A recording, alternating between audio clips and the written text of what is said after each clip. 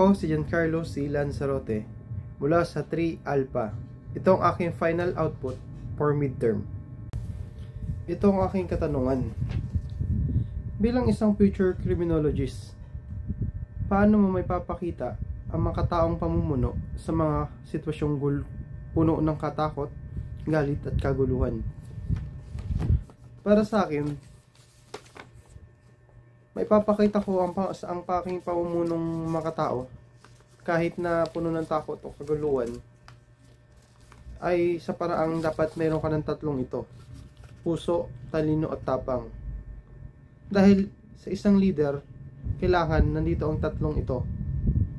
Dahil kung dalawa lang at nawawala ang isa, magkakaroon ka ng conflict sa iyong pagdidesisyon o sa pamumuno mo. Halimbawa na lamang ay meron kang katangian ng talino, tapang, ngunit wala kang puso. Bilang isang namumuno sa oras ng kaguluhan, takot, o anong sitwasyon, ang magiging desisyon mo ay makakapag-isip ka ng diskarte at magagawa mo ito ng nararapat. Ngunit dahil sa wala kang katangian ng puso, pwedeng makasama ito sa iba, mawalan ka ng paki sa kanila dahil wala kang pagmamahal sa mga nasasakupan mo. Halimbawa ko na lamang, ako ang aking sarili bilang isang working student na security guard. Sa akin nakasalalay ang kaligtasan ng mga empleyado sa kumpanyang binabantayan ko.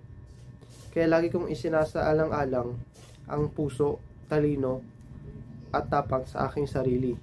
Dahil sa oras ng kaguluhan, sa akin nakasalalay ang kaligtasan nila. Dahil sa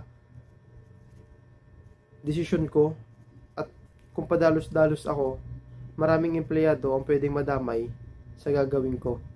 Kaya dapat laging handa sa oras ng kalamidad o sitwasyon na hindi natin inaasahan na mangyari.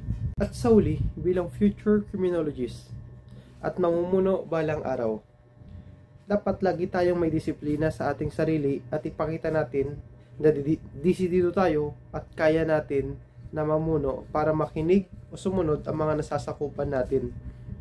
At laging isaalang-alang ang tatlong katangian ng isang namumuno: tapang, puso, talino, para sa maayos na pamumuno.